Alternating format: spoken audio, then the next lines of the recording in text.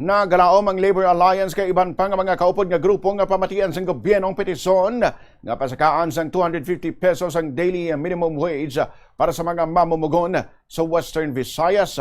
Pormal nga ginpasaka sa United Labor Panay ang petisyon sa Regional Tripartite Wages and Productivity Board sa Huwebes kag liwat nga ginpanawagan kadungan sang Labor Day kahapon Mayo 1. Sa interview sang Bombo Radio kay Mr. Elmer Foro, ang Secretary General sang Bayan Panay, iyagin pahayag sa tunga sang krisis sa ekonomiya, hindi ayuda ang kinahanglan sang tawo kundi ang pagpasaka sa ila sweldo.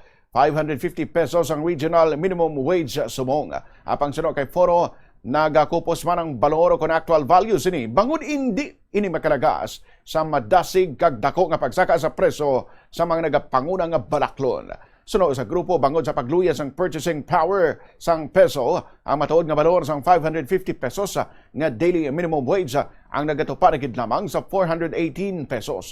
Pahayag ni Foro isa kuntani ka long-term solution ang wage increase kag madugay na ini nga ginademand sa gobyerno. Sang nagligad nga tuig suno sa iya 200 pesos ang ginpetisyon nga ipasaka kuntani sa sweldo. Apang epektibo sang Nobyembre 19, 2025 yara lang sa 37 tubtub 40 pesos ang ginaprubahan nga daily wage increase para sa pribado nga sektor sa Western Visayas. Suno kay Foro, ginpasaka nila sa 250 pesos ang ginpetisyon nga wage increase sa subong bagod gina-forecast nga magasaka man ang inflation rate kasunod sa mga development sa Middle East kag ang epekto sini sa Pilipinas. Sa pang-nasyonal nga level ginatibong sang grupo ang kausa nga pag-abolish sa Wage Rationalization Act kag pag-isablisar sa National Family Living Wage nga 1,200 pesos.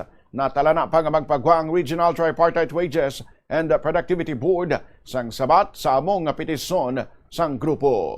Katod lang kung seryoso ang gobyerno sa paghatag sa alibyo sa sitwasyon sa pumuluyo naton sa panahon sa energy crisis.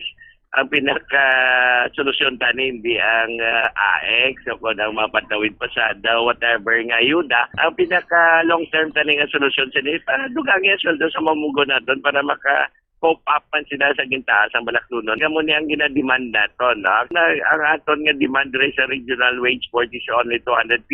Pangod sa siling naton, hindi gani wage increase ini mo kay 122 pesos. Ang wage erosion. Batingon ang hindi mo na mabatsagan ba lang pagkupo sa sweldo mo. Pangod sa pagmahal sa balaklunon. Galing nag-anticipate kami sa mas mataas yung inflation rate pangod sa energy crisis. That's why nga last year nga demanda mo nga 200 pesos, nag-increase kami by 50 pesos. Kaya tansya naton magataas pa ang balaklunon by next week. Nabalikan si Mr. Elmer Foro, Secretary General sang Bayan Panay.